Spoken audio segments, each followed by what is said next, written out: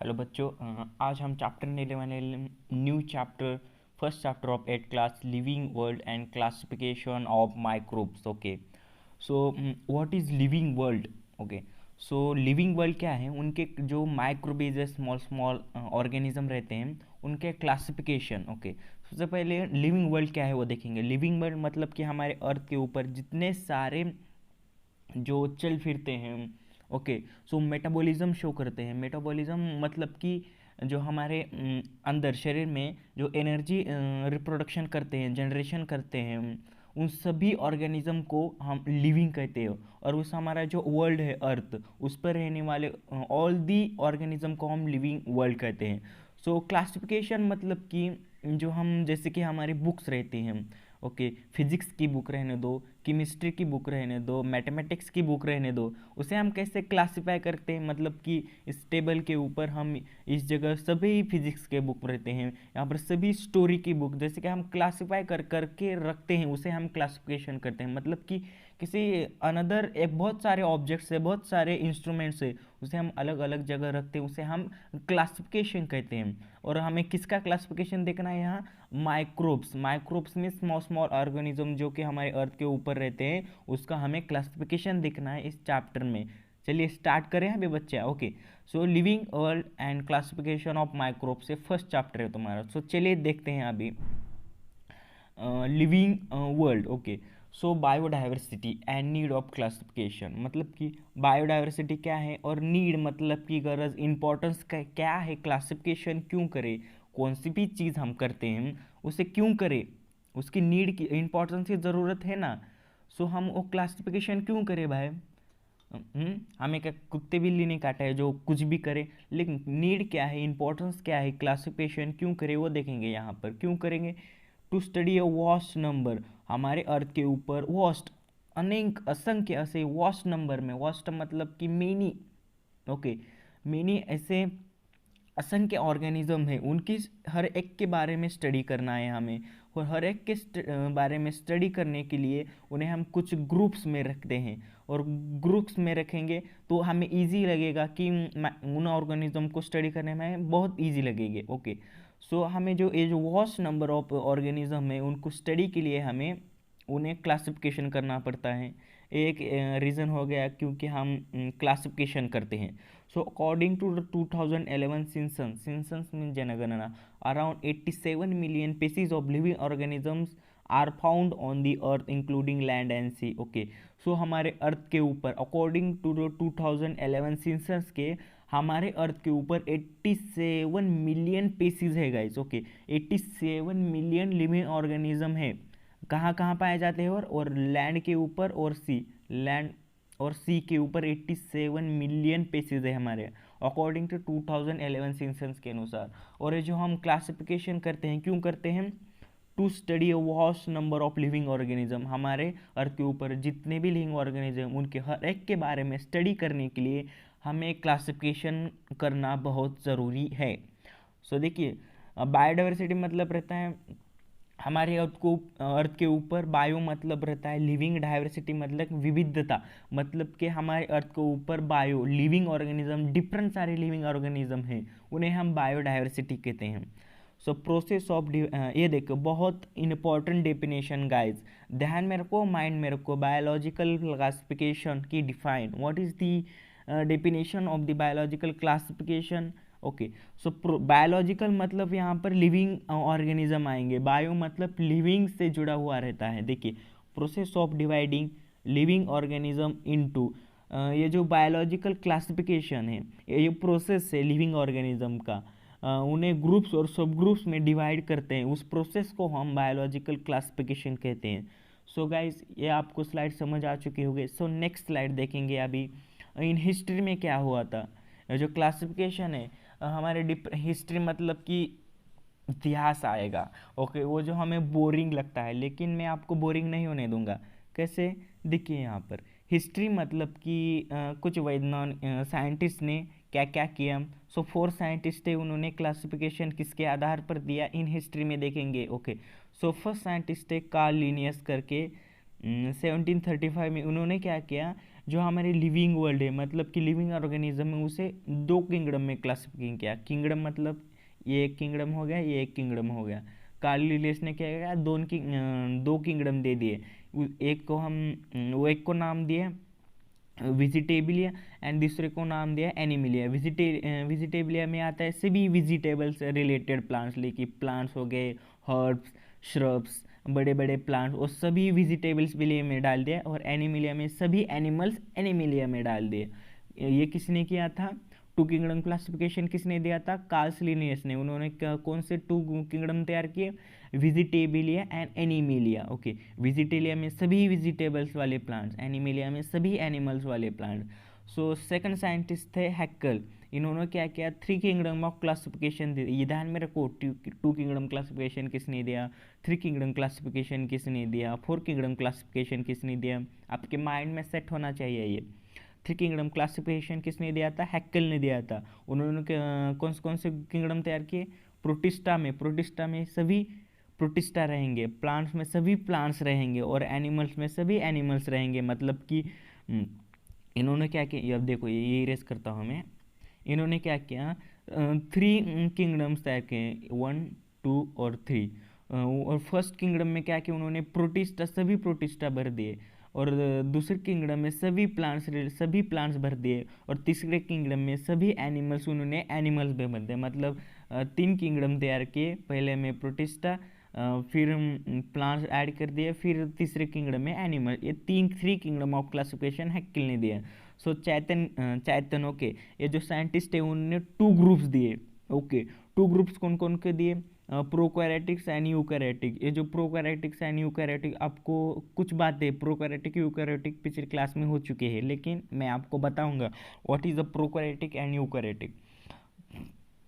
देखिए अभी प्रोकैरियोटिक सबसे पहले मैं आपको बताऊं, जो गूगल पर जाइए और डेफिनेशन लिखिए प्रोकैरियोटिक यूकैरियोटिक क्या है, डिफरेंस बिटवीन प्रोकैरियोटिक यूकैरियोटिक देखिए गूगल पे जाके, सो आपको इजी समझ आए। लेकिन मैं आपको बताऊंगा प्रोकैरियोटिक, प्रो मतलब कि जो कि जन एकदम प्रो है, ऐसे नहीं बोलेंगे। ओके, देखिए सबसे इजी तरीके से बताता हूँ। प्रोकैरियोटिक्स मतलब ऐसे एनिमल्स, ओके, ऐसे लिविंग वर्ल्ड जिसमें वेल नोन न्यूक्लियस नहीं है, वेल नोन ऑर्गेनल्स नहीं है। ऑर्गेनल्स पता है, सेल है, सेल के अंदर न्यूक्लियस रहता है, cytoplasm, Golgi complex, Golgi apparatus, ER, endoplasmic reticulum, ये सभी क्या है? ऑर्गेनल्स है। ये जो सभी ऑर्गेनल्स सेल के वेल डेवलप्ड नहीं रहते, जिस भी ऑर्गेनिज्म में, उसे हम प्रोकैरियोटिक ऑर्गेनिजम्स कहते हैं। और यूकैरियोटिक ऑर्गेनिज्म जैसे कि हम वेल नोन न्यूक्लियस रहता है, वेल नोन साइटोप्लाज्मा रहता है, वेल नोन ER मतलब कि एंडोप्लाज्मिक रेक्टिकुलम रहता है। जिस organism well known nucleus cytoplasm रहता है, उसे हम यूकैरियोटिक एनिमल्स कहते हैं। So eukaryotic and eukaryotic two groups किसने दिया था? चैतन ने 1925 में। सो अब कोपलैंड ने क्या किया 1935 में? ऑर्गेनिज्म को फोर किंगडम दे दिया। फोर किंगडम जैसे कि हैक्कल ने किया क्या? थ्री किंगडम में देते, लेकिन कोपलैंड ने क्या किया? फोर दे दिए। मोनेरा में सभी मोनेरा भर दे, प्रोटिस्टा में सभी प्रोटिस्टा भर दे, प्लांट में सभी प्लांट्स भर दे, और एनिमल्स में सभी एनिमल। मतलब कि उन्होंने क्लासिफाई कर दिया। कोपलैंड ने क्लासिफाई कैसे कर दिया? देखिए मैं आपको यहाँ पर समझाता हूँ एकदम इजी तरीके से कोपलैंड्स की क्लासिफिकेशन कैसी है। ओके, सो यहाँ पर देखिए कोपलैंड ने क्या किया? फोर किंगडम तैयार किए, 1, 2, 3, 4। Okay, so four kingdom classify. First kingdom में मोनेरा, मतलब कि सभी भी मोनेरा, जितने भी मोनेरा है हमारे लिविंग वर्ल्ड में, उसे इस किंगडम में डाल दिया। और प्रोटिस्टा में क्या किया? सभी जितने भी प्रोटिस्टाज है उसे प्रोटिस्टा में डाल दिया। और प्लांट जितने में हमारे लिविंग वर्ल्ड में जितने भी प्लांट्स, नीम का प्लांट्स रहने दो, आम का प्लांट्स, वो सभी प्लांट्स में प्लांटी किंगडम में डाल दिया। और एनिमल जो बचे कुछ भी सभी एनिमल्स है, जैसे कि हम फ्रॉग, ये जो एनिमल्स है उसे किस किंगडम में डाल दिया? एनिमल्स, इस किंगडम में डाल दिया। ये हो गई हिस्ट्री अच्छी लगी एकदम बढ़िया तरीके से? ओके, एक बार रीड कर लो, अच्छी तरह से समझ आएगा। लेकिन reading is most important. Okay, so reading कर लीजिए हिस्ट्री के लिए। सभी अभी नेक्स्ट देखेंगे, ये भी स्लाइड आपको एकदम बढ़िया तरीके से समझ आ चुकी होगी। नेक्स्ट देखिए, Robert Harding Whittaker, that is RH Whittaker, well known ecologist. मतलब कि इकोलॉजिस्ट, मतलब कि इकोलॉजिस्ट एक साइंटिस्ट रहता है जो कि इकोलॉजी रहती है, मतलब कि एनवायरनमेंट के ऊपर कुछ भी साइंटिफाई करना, उसका खोज करना, उसे हम इकोलॉजिस्ट कहते हैं, जो कि वेल नोन है RH विटाकर करके। इन्होंने क्या किया देखिए, इन 1969 ने उन्होंने लिविंग ऑर्गेनिज्म, जो हम लिविंग ऑर्गेनिज्म से 5 ग्रुप्स में डिवाइड कर दिया। सो ये जो चार्ट थे, उस चार्ट बना लो एक वाइट पेज के ऊपर, उसे अपने वॉल के ऊपर चिपका लो और हर रोज रीड कर लो उसे, आपको ऐसे ही समझ आएगा लिविंग वर्ल्ड का क्लासिफिकेशन। ओके, सो लिविंग ऑर्गेनिज्म का हम क्लासिफिकेशन देख रहे हैं। कौन से साइंटिस्ट देख रहे हैं अभी? RH विटाकर के, वेल नोन अमेरिकन इकोलॉजिस्ट थे। ओके, सो देखिए क्लासिफिकेशन देखेंगे हम लिविंग ऑर्गेनिज्म का। किसने दिया था ये क्लासिफिकेशन? बताइए। RH Whittaker. Okay, RH Whittaker ने दिया था ये क्लासिफिकेशन। तो देखिए RH विटाकर ने क्या किया, कलर चेंज कर लेता हूँ मैं। RH विटाकर ने क्या किया देखिए, हमारे जो लिविंग ऑर्गेनिज्म, कौन कौन से लिविंग ऑर्गेनिज्म? मैं हूँ, आप है, ओके, प्लांट्स है, मतलब और नीम का पेड़ है, और कौन से बच्चे? फ्रॉक्स है, टाइगर, लॉयन, चीता, ओके, ये सभी क्या है? लिविंग ऑर्गेनिज्म है। ओके, ये जो लिविंग ऑर्गेनिज्म, पहले उन्होंने 2 टाइप्स दे दिए उसके। कौन कौन से दे दिए? प्रोकैरियोटिक एंड यूकैरियोटिक करके। ओके, सो लिविंग ऑर्गेनिज्म पहले 2 टाइप दे दिए। कौन? RH विटाकर ने, प्रोकैरियोटिक और यूकैरियोटिक। प्रोकैरियोटिक और यूकैरियोटिक मैंने अभी डिफरेंस बताया आपको। प्रोकैरियोटिक जिसमें वेल नोन न्यूक्लियस नहीं होता, उस एनिमल्स को हम प्रोकैरियोटिक लिविंग ऑर्गेनिज्म कहते हैं। और यूकैरियोटिक एनिमल जिसमें वेल नोन न्यूक्लियस होता है, well known organelles, cell organelles रहते हैं, उसे हम यूकैरियोटिक्स कहते हैं। उसको देखिए, प्रोकैरियोट्स यूकैरियोट्स में 2 तरह के एनिमल्स रह सकते हैं, यूनिसेलुलर और मल्टीसेलुलर। लेकिन ध्यान दीजिए यहाँ पर, प्रोकैरियोट्स में उनमें वेल नोन न्यूक्लियस नहीं रहता। अब देखिए, वेल नोन न्यूक्लियस नहीं रहेगा, वहाँ पर मल्टी सेल कैसे रहेंगे? मल्टीसेलुलर नहीं रह सकता प्रोकैरियोट्स में, उनमें सिर्फ यूनिसेलुलर रहेंगे। और यूकैरियोट्स में, मतलब कि वेल नोन, जैसे कि हम यूकैरियोट्स है, उनमें हम यूनिसेलुलर भी रह सकते हैं, मल्टीसेलुलर भी रह सकते हैं। लेकिन एनिमल्स, मतलब कि हम एनिमल्स, ह्यूमन बींग्स, वो कैसे हैं? मल्टी सेलुलर, मतलब कि बहुत सारे सेल्स से बने हुए हैं। हमारा structural and functional unit cell है, ये ध्यान में रखो। So unicellular, multicellular, to prokaryotes unicellular रहते हैं, लेकिन यूकैरियोट्स मल्टी सेलुलर भी रह सकते हैं और यूनिसेलुलर भी रह सकते हैं। प्रोकैरियोट्स में यूनिसेलुलर कौन सा किंगडम आता है? मोनेरा, जबकि ऑल द मोनेरा आते हैं। और यूनिसेलुलर में, यूकैरियोट्स में प्रोटिस्टा, और मल्टीसेलुलर में कौन कौन से किंगडम आते हैं? फर्स्ट एनिमेलिया, प्लांटी और फंगाई। देखिए यहाँ पर किंगडम मोनेरा हो गया, जो कि यूनिसेलुलर में आता है प्रोटिस्टा के। और यूकैरियोट्स में प्रोटिस्टा, यूकैरियोट्स है प्रोटिस्टा, लेकिन सिंगल सेल से बने हुए हैं प्रोटिस्टा से। और मल्टीसेलुलर में 3 किंगडम आते हैं। एनिमलिया, जो कि सभी एनिमल्स प्रेजेंट रहते हैं। प्लांटी, सभी प्लांट्स में प्रेजेंट रहेंगे। और फंगी में सभी फंगी प्रेजेंट रहेंगे। सो किंगडम एनिमलिया में, उनमें क्या? नो सेल वॉल, आपने देखा है 7th स्टैंडर्ड में, ये एनिमलिया में सेल वॉल नहीं रहते, लेकिन प्लांट में क्या रहता है? सेल वॉल प्रेजेंट रहती है। ओके, एंड फोटोसिंथेसिस करते हैं कौन? प्लांट्स। ओके, प्लांट्स फोटो, बहुत बढ़िया एक प्रोसेस करते हैं, फोटोसिंथेसिस, अपना अन्न, मतलब कि अन्ना, अपना फूड जो है अपने आप बनाते हैं, उसे क्या कहते हैं हम? उसे क्या कहते हैं? कमेंट में लिखो, आपको ये पता होना चाहिए, बहुत इंपॉर्टेंट ये छोटी छोटी बातें। ओके, सो मैं आपको नेक्स्ट स्लाइड में बताऊंगा, लेकिन कमेंट में बताओ, जो अपनी फूड अपने आप तैयार करते हैं उसे हम क्या कहते हैं? एटोट्रॉप्स कहते हैं बच्चा। देखिए, प्लांट जो है उसमें सेल वॉल प्रेजेंट रहता है, और वो फोटोसिंथेसिस की मदद से अपना फूड जो है अपने आप तैयार करते हैं। उनमें पिगमेंट रहता है क्लोरोफिल करके, ओके, CH13 करके क्लोरोफिल, ये जो पिगमेंट रहता है किसमें? प्लांटी में, उसकी वजह से फोटोसिंथेसिस करते हैं और फूड तैयार करते हैं। लेकिन देखिए, फंगाई में भी सेल वॉल प्रेजेंट रहते हैं, लेकिन ये फोटोसिंथेसिस नहीं करते, क्योंकि उनमें क्लोरोफिल नहीं रहता। Okay, chlorophyll does not present in the fungi, hence the fungi do not perform photosynthesis. Photosynthesis में ही प्रोसेस लिखी है, लेकिन फोटोसिंथेसिस, फोटो पी, पी से फोटो और सिंथेसिस मतलब कट करना। जो भी फोटो लाइट आ रही है, फोटो मतलब लाइट, उनको सिंथेसिस उसके कट करके उसे फूड और वाटर में कन्वर्ट करना, उस प्रोसेस को हम फोटोसिंथेसिस कहते हैं। सो आपको ये चार्ट एकदम बढ़िया तरीके से समझ आ चुकी होगी लिविंग ऑर्गेनिज्म की। सो एक बार इसे रीड कर ले अच्छी तरीके से, आपको समझ आएगा। सो नेक्स्ट देखेंगे हम, for classification of Whittaker consider the following criteria. अब उन्होंने आर एच विटाकर ने क्लासिफिकेशन कर दिया, लेकिन किसके बेसिस पर कर दिया, किस क्राइटेरिया के ऊपर कर दिया, वो तो देखे ही नहीं। किसके ऊपर कर दिया, ये जो ऑर्गेनिज्म प्रोकैरियोट्स यूकैरियोट्स है क्या नहीं उसके ऊपर, या यूनिसेलुलर है या मल्टीसेलुलर है उसके ऊपर। सो इन्होंने क्या किया, आर एच विटाकर ने कॉम्प्लेक्सिटी, मतलब कि एक ऑर्गेनिज्म हो वो कितना कॉम्प्लेक्स है, हम ह्यूमन बींग्स बहुत कॉम्प्लेक्स हैं, बहुत कॉम्प्लेक्स है हम, लेकिन एक स्मॉल ऑर्गेनिज्म फंगाई देखेंगे वो बहुत सिंपल है। Okay, so complexity of cell structure के ऊपर फर्स्ट आर एच विटाकर ने, मतलब कि एक सेल का स्ट्रक्चर है वो कॉम्प्लेक्स है या सिंपल है उसके आधार पर, मतलब कि प्रोकैरियोट्स, प्रोकैरियोट्स और यूकैरियोट्स, प्रोकैरियोट्स कैसे रहते हैं, एकदम सिंपल, वेल नो न्यूक्लियस नहीं रहता। यूकैरियोट्स एकदम कॉम्प्लेक्स, एकदम हार्ड, मतलब कि वेल नोन न्यूक्लियस रहता है।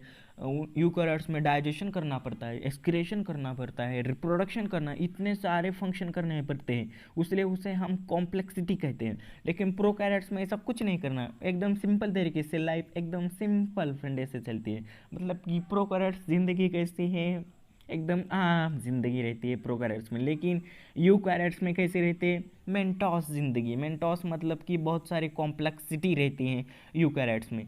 ये हो गया पहला क्राइटेरिया। सेकंड क्राइटेरिया है वो ऑर्गेनिज्म यूनिसेलुलर है या मल्टीसेलुलर, मतलब कि ये कौन सा भी ऑर्गेनिज्म है वो सिंगल सेल से बना हुआ तो उसे हम यूनिसेलुलर कहेंगे, मल्टी सेलुलर मतलब कि मल्टी सेल अनेक सेल से बना हुआ तो उसे हम मल्टी सेलुलर, यूनि मतलब सिंगल, मल्टी मतलब मेनी, ये ध्यान में रखो। सेलुलर मतलब सेल, सेलुलर मतलब सेल, सिंगल सेल से बना हुआ यूनिसेलुलर, मल्टी सेलुलर से बना हुआ मल्टी सेलुलर ऑर्गेनिज्म। मतलब कि हमारे ऑर्गेनिज्म यूनिसेलुलर मल्टी सेलुलर है, उसके ऊपर भी आर एच विटाकर ने क्लासिफिकेशन कर दिया, किसका, अरे लिविंग ऑर्गेनिज्म का, देखे ना यहीं। सो देखिए अभी नेक्स्ट देखेंगे। ओके, स्लाइड गंदी हो गई लेकिन चलेगा। सो देखिए अभी फर्स्ट हो गया कॉम, प्रोकैरियोट्स यूकैरियोट्स है क्या नहीं, यूनिसेलुलर मल्टीसेलुलर है क्या नहीं। अब देखेंगे थर्ड, ये जो हमारा मोड कैसा है न्यूट्रिशन का, मतलब एक कौन सा भी एक ऑर्गेनिज्म है, ओके, वो ऑर्गेनिज्म फोटोसिंथेसिस करता है या करता नहीं है, मतलब कि फोटोसिंथेसिस, नॉन फोटोसिंथेसिस, फोटोसिंथेसिस करता है, अपना फूड अपने आप तैयार करता है, उसे हम एटोट्रॉपिक कहते हैं। एटोट्रॉपिक देखिए यहाँ पर शब्द आ चुका है। नॉन फोटोसिंथेसिस मतलब कि कुछ ऑर्गेनिज्म नॉन फोटोसिंथेसिस रहते हैं, खुद का अन्ना खुद का नहीं करते, मतलब कि वो heterotrophic, hetero means different, tropics means दूसरे के ऊपर डिपेंड रहना, हेटेरोट्रॉपिक। एटोट्रॉपिक, एटो मीन्स सेल्फ अपने ऊपर, ट्रॉपिक अपने ऊपर जिंदा रहना खाने के लिए, उसे हम autotropic. Heterotropic, hetero means different, tropic means दूसरे के ऊपर डिपेंड रहना फूड के लिए, उसे हम हेटेरोट्रॉपिक एनिमल्स कहते हैं। तो देखिए प्लांट्स कैसे हैं, हेटेरोट्रॉपिक है, फोटोसिंथेसिस करके वो क्या करते हैं अपना खुद का अन्न तैयार करते हैं। फंगी, अब देखेंगे फंगाई क्या करते हैं, सैप्रोफाइटिक, सैप्रोफाइटिक फंगाई कैसे हैं, देखिए यहाँ बहुत इंपॉर्टेंट अब मतलब कि बहुत इंपॉर्टेंट नोट्स आ रहे हैं यहाँ पर। प्लांट कैसे हैं, एटोट्रॉपिक है, फोटोसिंथेसिस की मदद से खुद का अन्न खुद बनाते हैं। लेकिन फंगाई क्या है, वो सैप्रोफाइटिक है। आपको ऐसे क्या क्या है, उसे मैच द फॉलोइंग में आ सकता है। प्लांट्स क्या है, एटोट्रॉपिक है, फंगाई क्या है, सैप्रोफाइटिक। देखिए यहाँ पे बताता हूँ मैं आपको एकदम इरेज करके, डिफरेंट एकदम ऐसा क्या है, गिज गिज ये हो रहा है देखिए यहाँ पर क्या हो रहा है। अब देखिए प्लांट्स क्या है, एटोट्रॉपिक है, खुद का अन्न खुद बनाते हैं, उसे हम एटोट्रॉपिक कहते हैं, जिसके फोटोसिंथेसिस प्रोसेस से। और फंगी क्या है, वो क्या है, सैप्रोफाइटिक। सैप्रोफाइटिक मतलब ये जो हमारा फूड है वो ऑब्जॉर्प्शन से कहते हैं, मतलब एब्जॉर्ब करते हैं। लेकिन देखिए हम एक लस्सी है, उसे हम स्ट्रॉ डाल के कैसे करते हैं, एब्जॉर्ब करते हैं ना, उसी तरह से फंगाई क्या करते हैं, किसी प्लांट के ऑब्जॉर्प्शन से अपना फूड तैयार करते हैं, उसे हम सैप्रोफिटिक कहते हैं, जो कि फंगाई है। फ्रॉम डेड, जो भी डेड ऑर्गेनिज्म है, मरा हुआ एनिमल्स को उसे एब्जॉर्ब कर लेते हैं फंगाई, और अपना घर चला लेते हैं। सो एनिमल्स क्या है, हेट्रोट्रॉफिक, मैंने अभी बताया। हेट्रोट्रॉफिक मतलब दूसरे के ऊपर डिपेंड रहते हैं अपने फूड बनाने के लिए। ओके, इंजेक्टिव रहते हैं, मतलब दूसरा जो भी बचा कुचा है उसे खाकर अपनी ज़िंदगी चलाते हैं, उसे हम इंजेक्टिव कहते हैं। हेट्रोट्रॉफिक रहते हैं। देखिए मोड ऑफ न्यूट्रिशन में कौन कौन से आए, एट्रोट्रॉफिक, हेट्रोट्रॉफिक एंड सेप्रोटैक। एट्रोट्रॉफिक में प्लांट्स आते हैं। सेप्रोफैटिक मतलब कि ऑब्जॉर्प्शन, डेड एनिमल जो भी मरे हुए एनिमल्स है उसके ऑब्जॉर्प्शन के अपना घर चला लेते हैं, उसे फंगाई कहते हैं। और एनिमल जो कि हेट्रोट्रॉफिक रहते हैं और दूसरे के ऊपर डिपेंड रहते हैं फूड के लिए, ये हो गया मोड ऑफ न्यूट्रिशन, मतलब कि न्यूट्रिशन कैसे रहते हैं प्लांट, कैसे फंगाई के कैसे लेते हैं, एनिमल्स में न्यूट्रिशन कैसे रहता है, ये हो गया क्लासिफिकेशन। सो नेक्स्ट देखेंगे अभी हम फोर्थ। ये फर्स्ट, रुको जरा, ये देखिए ये थर्ड हो गया, अब फोर्थ एंड फिफ्थ देखेंगे। सो फोर्थ है life style. Okay, so life style, phylogenetic relationships. तो चलिए फोर्थ देखेंगे। क्लास हमारे जो विटाकर है उन्होंने कौन सी क्राइटेरिया यूज़ की थी। फोर्थ नंबर है लाइफ स्टाइल, फिफ्थ नंबर है फाइलोजेनेटिक रिलेशनशिप। सो देखिए यहाँ पर देखिए लाइफ स्टाइल कैसी है, मतलब कि हमारी लाइफ स्टाइल कैसी है, हमारे माँ पे ऊपर डिपेंड है। जो माँ देती है वही खाते हैं। ये कैसी लाइफ है, सिंपल से एकदम मज़ेदार लाइफ है। लेकिन are H Whittaker, that is are H Whittaker, American ecologist ने कुछ क्राइटेरिया दिए थे। लाइफ स्टेकिन मतलब कि लाइफ स्टाइल कैसे हमारी, कैसे एकदम सिंपल, मतलब कि हम कुछ भी नहीं करते अपने आप मिल जाता है। लेकिन प्लांट्स, एनिमल्स, फंगाई में ऐसा नहीं रहता।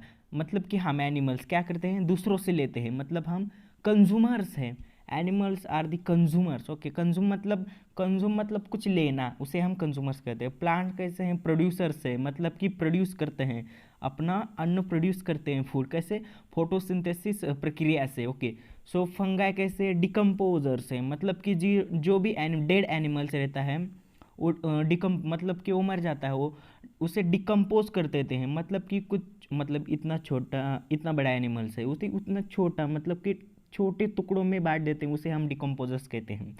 मतलब कि लाइफ स्टाइल कैसी है, प्लांट्स कैसे हैं, प्रोड्यूसर से, मतलब कि वो प्रोड्यूस करते हैं। एनिमल कंज्यूम, मतलब कि कुछ भी कंज्यूम करते हैं, कुछ भी लेते हैं, मतलब लेना ही, ये नियम है एनिमल्स का। और फंगाई का क्या है, डिकम्पोज, मतलब कि कौन सा बड़ा एनिमल उसे डिकम्पोज, छोटे से छोटा करना, उसे हम डिकम्पोजर्स कहते हैं।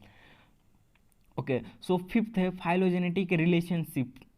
आपको मन में एकदम बॉम्ब फूट चुका होगा, what is phylogenetic sir. Okay, phylogenetic relationship मतलब कि एवोल्यूशन से रिलेशनशिप क्या है। फाइलोजेनेटिक मतलब पहले कौन आया बाद में कौन आया, ऐसे जैसे देखिए पहले कौन आया था, यूनिसेलुलर सिंगल सेल वाले पहले आए थे, फिर मल्टी सेलुलर आए थे। वैसे ही प्रोकार्योट्स पहले आए थे, फिर यूकार्योट्स। मतलब कि कैसा इवोल्यूशन का रिलेशनशिप, मतलब कि जैसे हम बोलते हैं मंकी पहले आया फिर बाद में हम आए, वैसे ही फाइलोजेनेटिक पहले कौन आया बाद में कौन आया। सबसे देख फाइलोजेनेटिक रिलेशनशिप आपको याद रखना है, पहले प्रोकैरियोटिक, प्रोकैरियोट से यूकैरियोटिक आया, यूनिसेलुलर आया, उससे multicellular, prokaryotic, eukaryotic, multicellular, unicellular, आपको पता है, मुझे मैंने अभी अभी बताया आपको। सो ये हो गए हमारे 5 क्राइटेरिया। कौन कौन से, कॉम्प्लेक्सिटी कैसे है, एनिमल प्रोकैरियोट है या यूकैरियोट है, कॉम्प्लेक्सिटी ऑर्गेनिज्म में देखे यूनिसेलुलर है या मल्टीसेलुलर है ऑर्गेनिज्म, और थर्ड देखा मोड ऑफ न्यूट्रिशन कौन कौन सा है, प्लांट्स का क्या है, एटोट्रॉफिक है प्लांट्स, फंगाई कैसे हैं, सैप्रोफाइटिक है, एनिमल्स कैसे हैं, हेट्रोट्रॉफिक है। फोर्थ देखिए देख लिया हमने लाइफ स्टाइल कैसी है, प्लांट्स कैसे हैं, एनिमल्स कैसे हैं, फंगाई कैसे हैं। और फाइलोजेनेटिक रिलेशन मतलब इवोल्यूशन की तरफ रिलेशन कैसा है, इवोल्यूशन मतलब इवोल्यूशन आप जब 10th में जाएंगे आपको इवोल्यूशन समझ आए आप, लेकिन उतना टेंशन मत लीजिए फाइलोजेनेटिक रिलेशनशिप के लिए, ये इतना ध्यान रखिए पहले कौन आया बाद में कौन आया, इतना ही फाइलोजेनेटिक रिलेशनशिप में आता है। सो ये हो गया क्राइटेरिया, मतलब किसके डिपेंड RS विटेकर ने क्लासिफाई किया था। ये 5 आपको लिखने हैं, एग्जाम में आया तो which criteria are used by the RS Whittaker. So ये 5 क्राइटेरिया आपको लिखने होंगे एग्जाम में। ओके, सो चलिए नेक्स्ट देखते हैं। अभी गाइस आई होप एकदम बढ़िया तरीके से मैं आपको पढ़ा रहा हूँ, आप एकदम बढ़िया तरीके से सुन भी रहे हैं। ओके, अच्छी क्वालिटी प्लीज़ ईयरफोन यूज़ ज़रूर करें। सो देखेंगे आप किंगडम मोनेरा। सो मैंने अब यहाँ पढ़ाया था लिविंग ऑर्गेनिज्म का। अभी देखेंगे जो RS विटेकर ने 5 किंगडम दिए थे ना, अरे दिए थे ना बटवा, हाँ दिए थे। किंगडम 1 कौन सा है? Monera, protista, fungi, Plantae, Animalia. और हर एक के बारे में नॉलेज लेंगे। मोनेरा में कौन से एनिमल्स थे, उनके प्रॉपर्टीज़ देखेंगे। प्रोटिस्टा में भी देखेंगे वो कैसे दिखते हैं, उसके वो कैसे खाते हैं, वो दिखने में कैसे हैं, अच्छे हैं या बढ़िया है। फंगाई कैसी है, प्लांट्स कैसे हैं, एनिमल्स कैसे हैं, वो सभी के बारे में एक 1 बाय 1 आप देखेंगे। सबसे पहले देखेंगे हम कौन सा किंगडम बच्चों? किंगडम मोनेरा करके। क्या है कि पहला किंगडम, जोर से बोलो, kingdom Monera. So first point देखिए, these are the moving. Moving मतलब मूवेबल, मतलब कि मूव कर सकते हैं। These moneras are the moving, मतलब कि मूव कर सकते हैं, यहाँ से यहाँ, यहाँ से यहाँ, मतलब जा सकते हैं। इसका मीनिंग ये है। ओके, कुछ दूसरा नहीं है। These are the small rod like microbes are lactobacilli. देखिए ये कैसे हैं, दिखने में कैसे हैं? ऐसे रॉड लाइक, रॉड पता है आपकी माँ ने मारा होगा आपके सर पे ऊपर, ऐसे रॉड लाइक स्ट्रक्चर दिखने होंगे। ओके, सो रॉड लाइक स्ट्रक्चर जैसे दिखते हैं माइक्रोबीज। यहाँ पर देखे होगा, ये रहा रॉड लाइक स्ट्रक्चर, और उसका एग्जाम्पल है लैक्टोबैसिलाई। देखिए MCQ मतलब कि फिल इन द ब्लैंक्स में आएगा।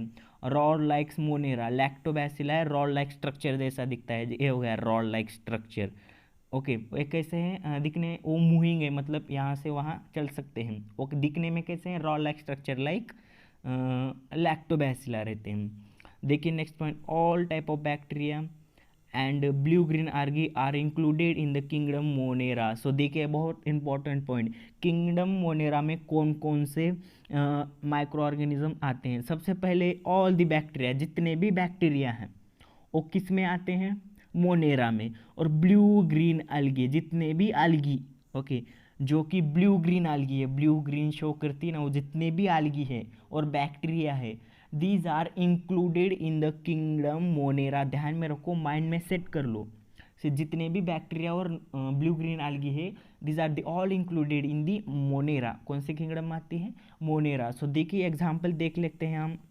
नीचे मैंने आपको एकदम बढ़िया तरीके से दिखाया है। देखिए यहाँ पर कौन कौन से एग्जाम्पल्स है। सो देखिए क्लोस्ट्रिडियम टेटिनी करके एक एग्जाम्पल हो गया। विब्रो क्लोरिया, विब्रोनियो नाम क्यों दिया? इसे विब्रो लाइक स्ट्रक्चर रहता है इसलिए उसे विब्रो कहते हैं हम। देखिए इसे अंगूर जैसे दिखा है, यूरेरस करके। यहाँ पर देखिए रॉड लाइक स्ट्रक्चर लैक्टोबैसिलाई। देखिए सैलामोना टाइफी, ओके, टाइफाइड, जो टाइफाइड है वो किसकी वजह से होता है? इस बैक्टीरिया की वजह से होता है, सैलामोना टाइफाइड करके। क्लोस्ट्रिडियम देखिए ये बैक्टीरिया, इसको फ्लैजिला भी है। देखिए ये फ्लैजिला, मतलब ऐसे फ्लैजिला रहते हैं।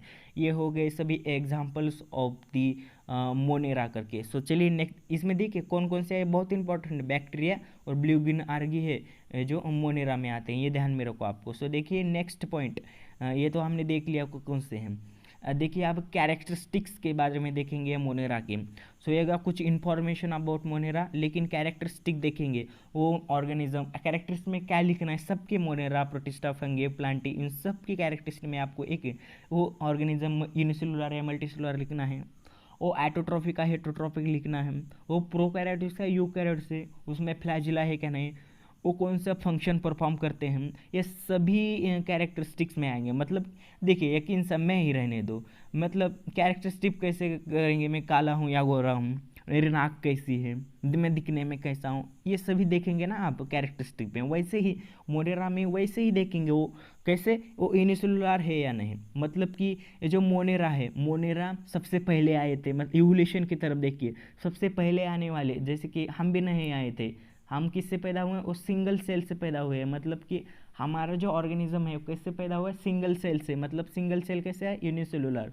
यू देखिए पहले यहाँ पर मैं आपको पहले एक बात बताता हूँ आपको यूनिसेलुलर कंफ्यूज नहीं होगा। यहाँ पर देखिए, देखिए इस दुनिया में सबसे पहले मोनेरा आए थे, सिंगल सेल एनिमल, फिर प्रोटिस्टा आए, ओके, फिर फंगाई आए, फिर प्लांट आए, फिर एनिमल्स आए। देखिए इवोल्यूशन की तरफ ले चल रहा हूँ मैं आपको। इवोल्यूशन मतलब एक ऑर्गेनिज्म कैसे पैदा, पहले क्या था फिर क्या हुआ। पहले हम मोनेरा पैदा हुए, फिर प्रोटिस्टा, फिर फंगा, फिर प्लांट्स आए, फिर एनिमल्स आए। ओके, ये हो गया इवोल्यूशन की तरफ हमारा कुछ रिलेशनशिप। सबसे पहले मोनेरा आया था। तो मोनेरा कैसे रहेंगे, यूनिसेलुलर सिंगल सेल वाले रहेंगे। All the organisms are unicellular रहेंगे। देखिए ये जो मोनेरा रहते हैं वो एटोट्रॉपिक भी रहते हैं, हेटरोट्रॉपिक मतलब सर एटो मतलब सेल्फ अपने आप, ट्रॉपिक मतलब किसके डिपेंड रहना, मतलब अपने आप के ऊपर डिपेंड है खाने के लिए, उसे हम एटोट्रॉपिक कहते हैं। Hetero hetero means different, tropic means depend रहना दूसरे के ऊपर, फूड के लिए अन्न अपना जो फूड है उसे बनाने के लिए दूसरे के ऊपर डिपेंड है, उसे हम एटोट्रॉपिक कहते हैं। लेकिन मोनेरा क्या है, वो बोथ एटोट्रॉपिक भी रहते हैं, कुछ हेटरोट्रॉपिक भी रहते हैं। सो एग्जाम्पल लैक्टोबैसिला, ध्यान में रखो। ओके, जो थायफाइड का एग्जांपल मैंने अभी बताया, क्लोस्ट्रिडियम टाइफी करके, यहाँ पर देख रहे हैं सैलेमना टाइफी करके, ये भी क्लोस्ट्रिडियम इसका है, सैलेमना टाइफी थायफाइड के लिए आता है। सो ये एग्जांपल ध्यान में रखो। अब देखो ये प्रोकैरियोट्स का यूकैरियोट्स, मैंने क्या बताया, पहले कौन आया था, मोनेरा। पहले क्या प्रोकैरियोट्स यूकैरियोट्स रहते हैं, पहले प्रोकैरियोट्स रहते हैं मेरे बच्चे। These are the prokaryotic cells without distinct nucleus और सेल ऑर्गेनल्स।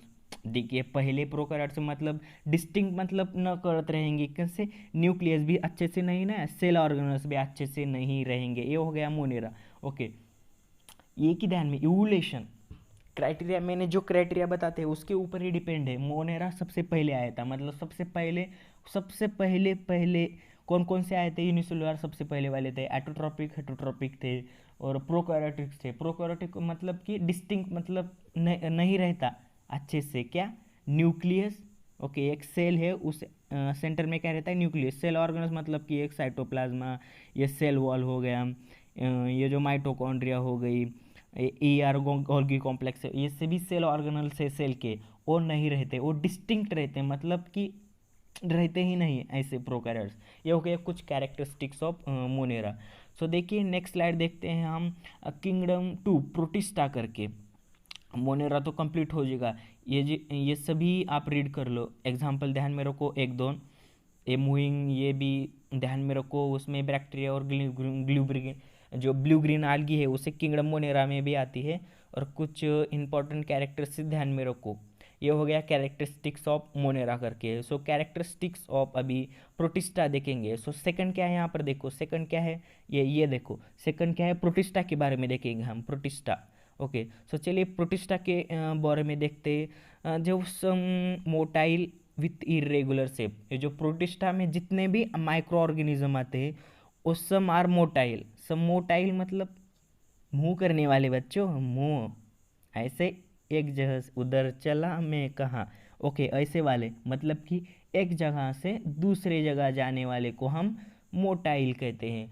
प्रोटिस्टा में जितने भी माइक्रोब्स आते हैं, जितने भी नहीं, सब मतलब कुछ मोटाइल रहते हैं विथ इरेगुलर शेप। इरेगुलर मतलब कि उनका शेप एकदम फिक्स नहीं रहता, जैसे कि हमारा शेप कैसा है, एकदम फिक्स है। हम कुछ सर्कल में भी नहीं रह सकते, हम हमारा शेप चेंज कर सकते हैं क्या, नहीं।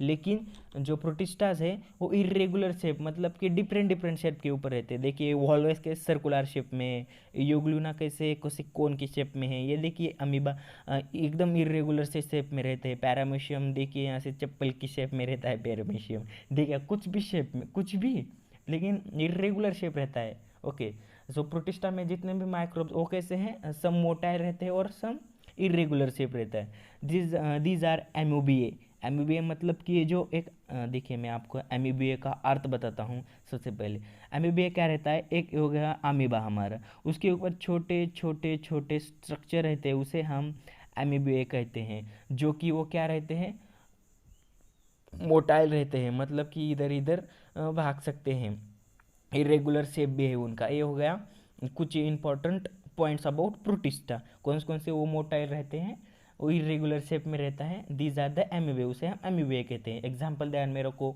वॉल्वेक्स इरेगुलर शेप, वॉल्वेक्स अमीबा कौन से भी शेप का रहता है, पैरामीशियम चप्पल के शेप का, प्रोटिस्टा है वो, ध्यान में रखो। ओके, सो इग्लूना ध्यान में रखो, अमीबा, पैरामीशियम, ये सभी एग्जाम्पल किसके हैं, प्रोटिस्टा की है। ओके, आई थिंक आपको एकदम मतलब कि कंफ्यूज लग रहा होगा, लेकिन रीडिंग मोशन पर पहला किंगडम देखा मोनेरा, मोनेरा में उनके क्या क्या रहते हैं कैरेक्टरिस्टिक वो देखेंगे और एग्जाम्पल, बस।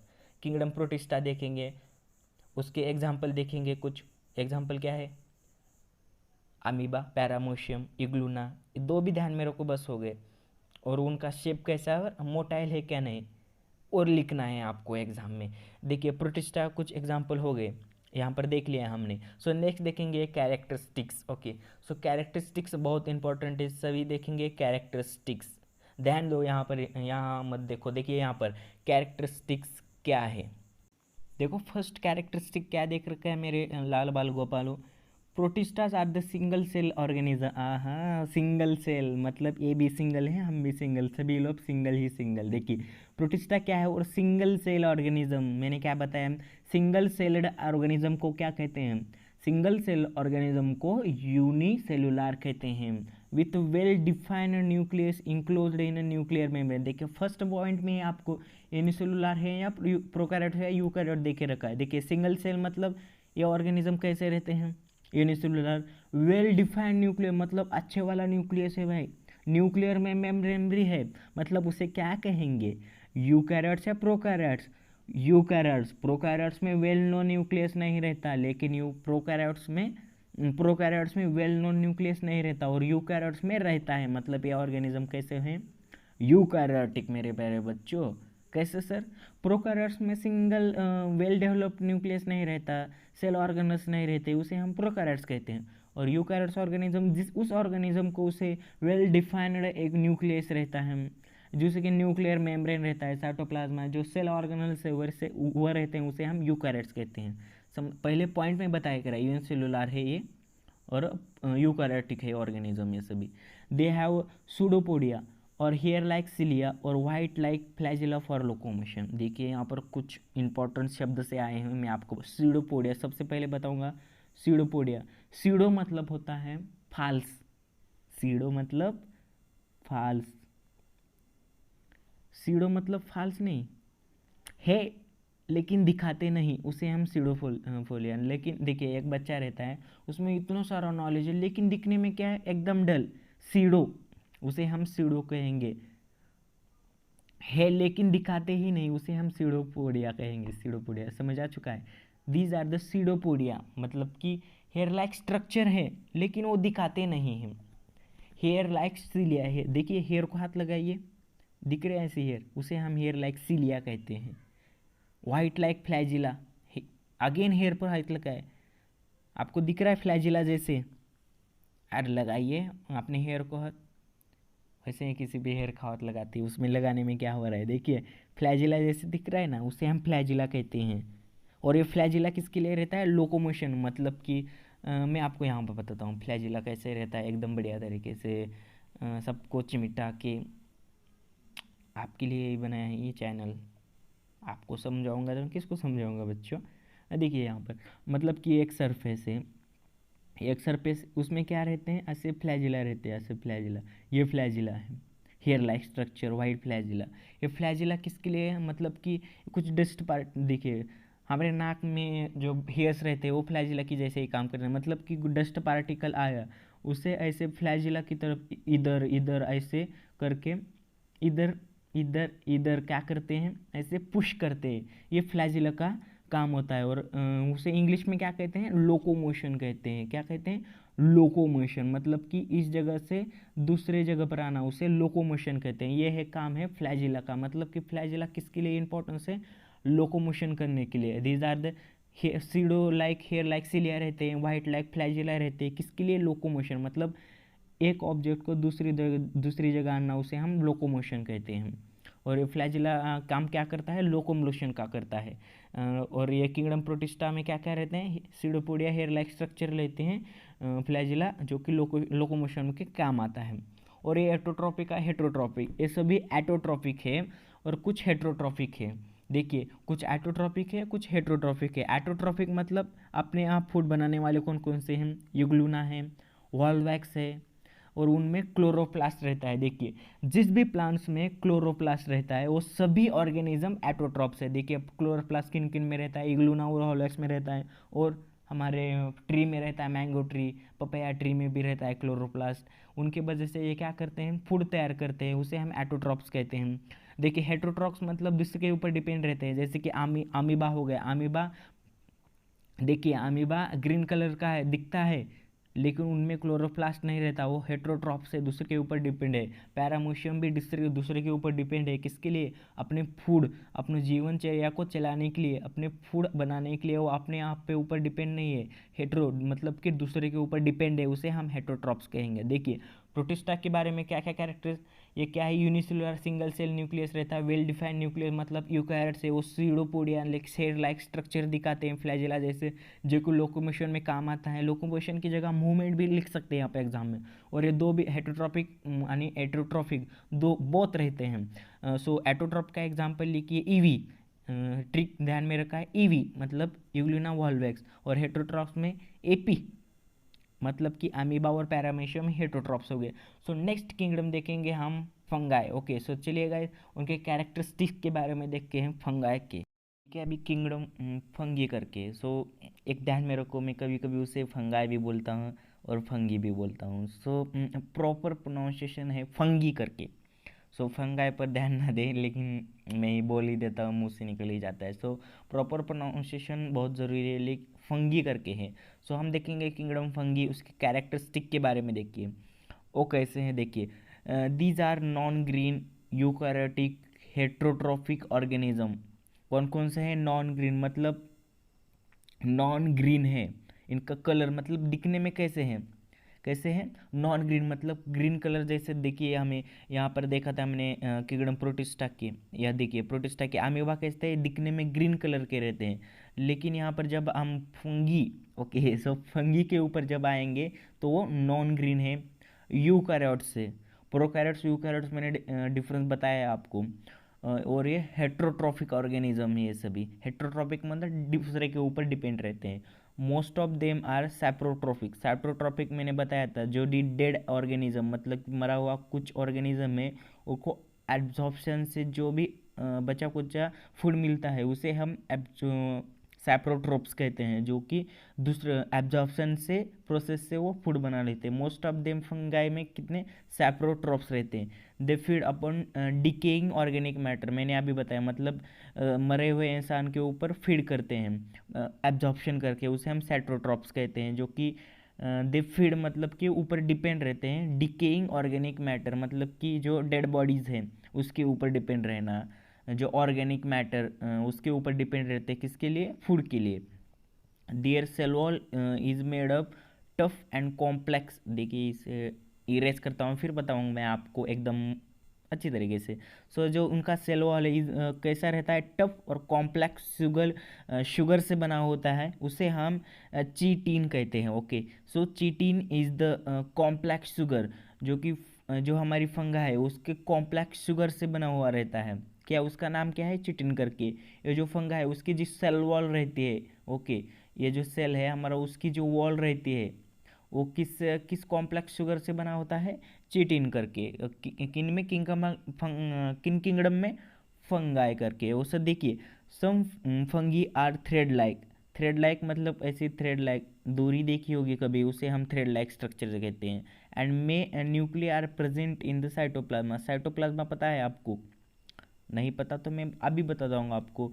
देखिए यहाँ पर साइटोप्लाज्मा क्या रहता है, मतलब ये हमारा एक सेल हो गया। ओके सेल में सेल ऑर्गेनल्स रहते हैं, मतलब कि ये जो सभी खुली जगह भी रहते हैं सेल वॉल की, उसे हम साइटोप्लाज्मा कहते हैं। ये क्या बता रहा है, न्यूक्लियस जो रहता है सेंटर के ऊपर वो किस में प्रेजेंट रहता है, साइटोप्लाज्मा।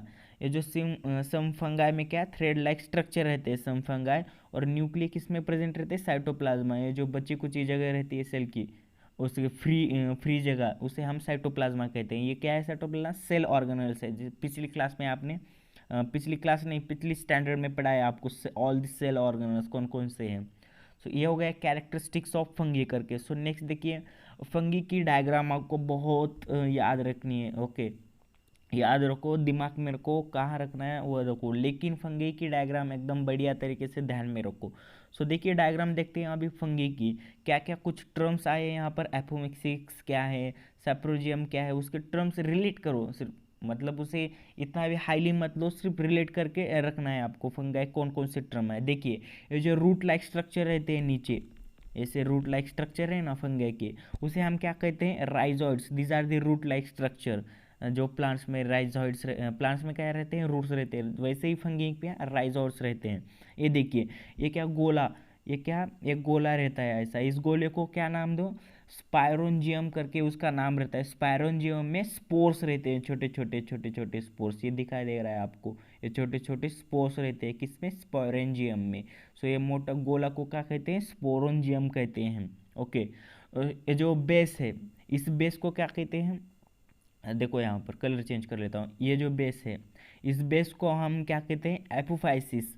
ओके, हेपोफाइसिस कहते हैं। और जो ये जो स्ट्रक्चर है देखिए, ऐसे वेली जैसा, बेली जैसा स्ट्रक्चर है, दिख रहा है वेली जैसा, उसे हम हाइफे कहते हैं। Okay, hyphae. और ये जो स्टॉक लाइक स्ट्रक्चर है उसे हम स्पोरंजी स्पोर कहते हैं जी। स्पोरंज उससे ओरिजिनेट होते हैं स्पोरेंजियम, और स्पोरेंजियम में रहते हैं छोटे छोटे स्पोर्स। इनका नाम देख के नहीं रखा है, देखिए यहाँ पर स्पोर्स लिखिए। ओके, स्पोर्स लिखिए, स्पोर, SPORES करके। ओके, ये स्पोर्स, ये हो गया किंगडम फंगी का डायग्राम।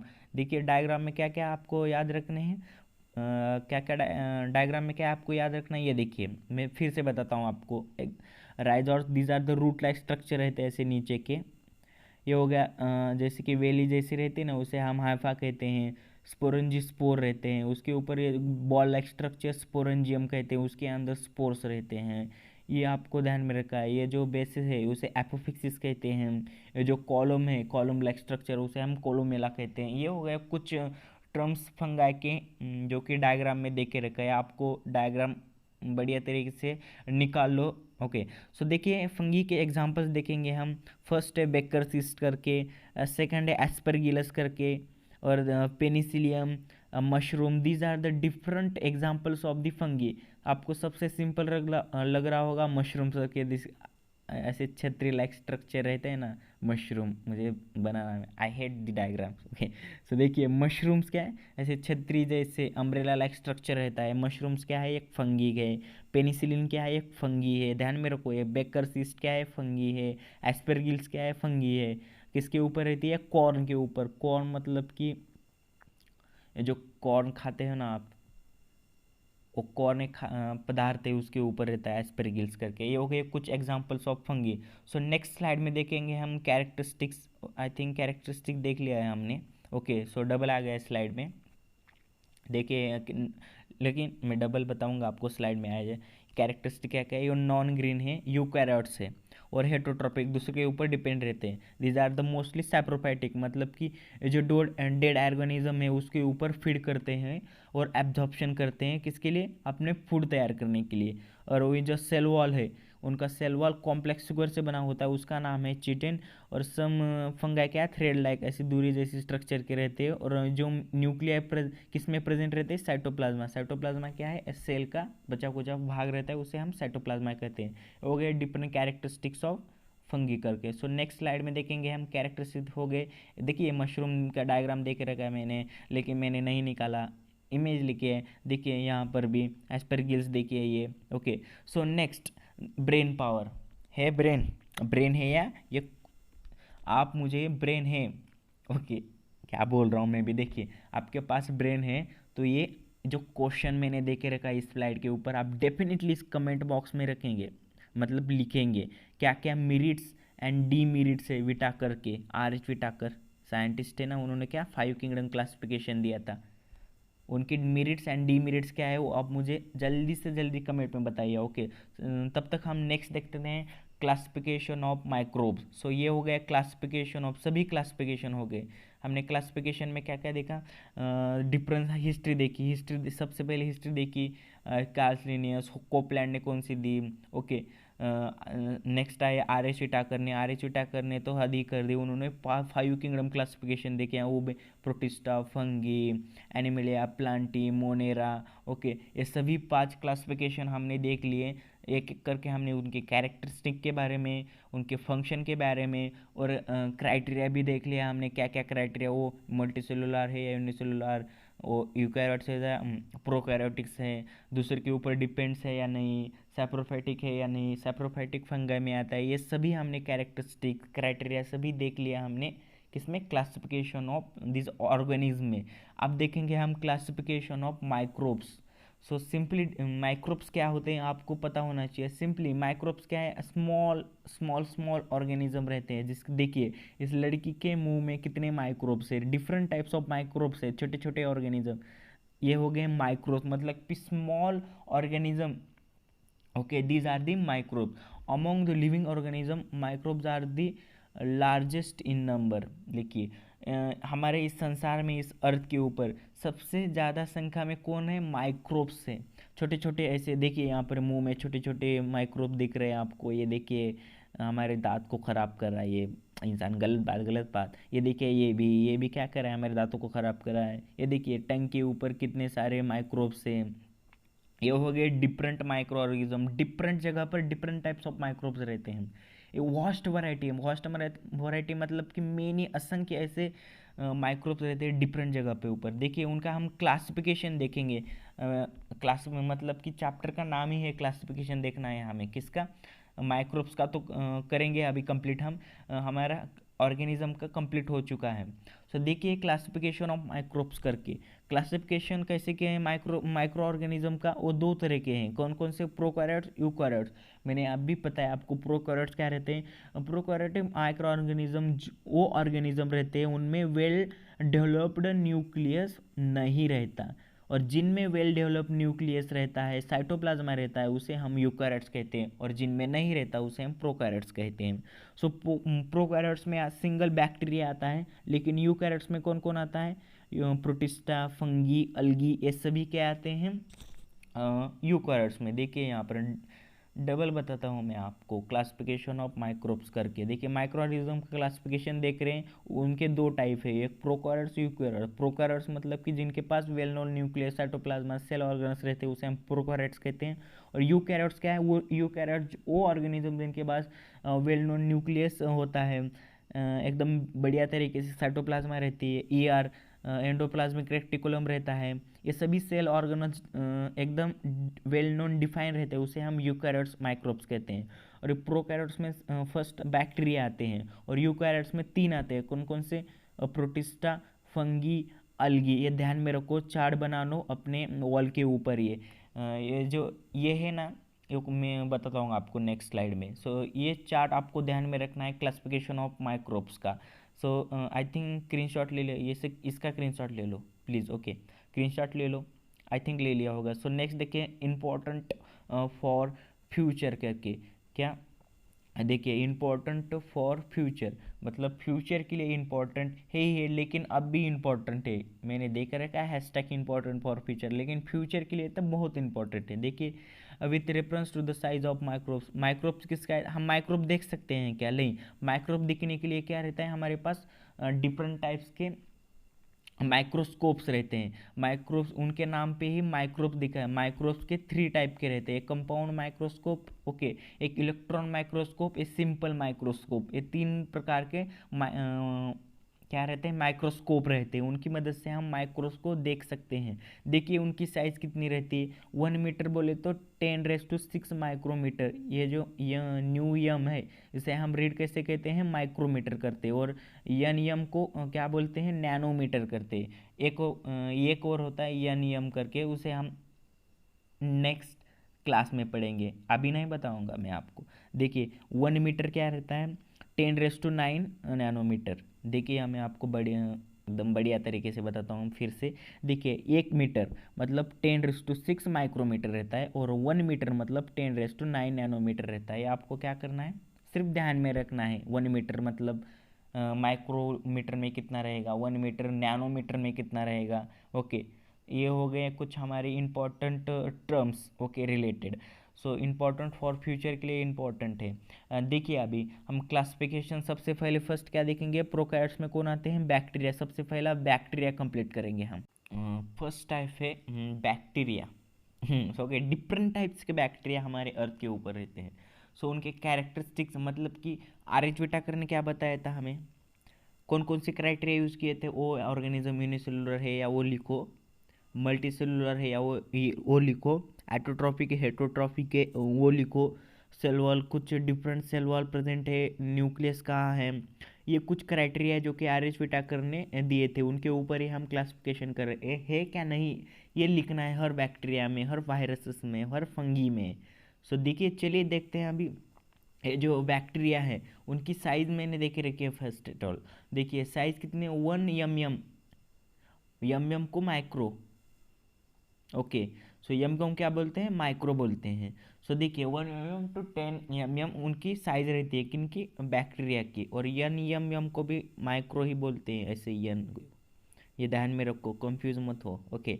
सो देखिए ये जो बैक्टीरिया कैसे है, यूनिसेलुलर मतलब कि यूनि मतलब सिंगल सेल वाले, उसे हम यूनिसेलुलर कहते हैं। ये बैक्टीरिया कैसे यूनिसेलुलर है, पैरासाइटिक मतलब कि इंडिपेंडेंट, इंडिपेंडेंट पैरासाइट, दूसरे के ऊपर डिपेंड है, कौन, बैक्टीरिया।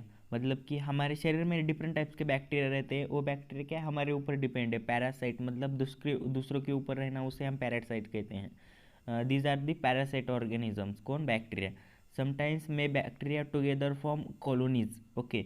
सो डिफरेंट बैक्टीरिया मतलब एक ही ग्रुप के डिफरेंट बैक्टीरिया से मिल के क्या बनाते हैं, कॉलोनीज। कॉलोनी पता है आपको, एक कॉलोनी रहती है, कॉलोनी मतलब a group of organism, group of different types of instrument, ये कॉलोनी रहती हैं।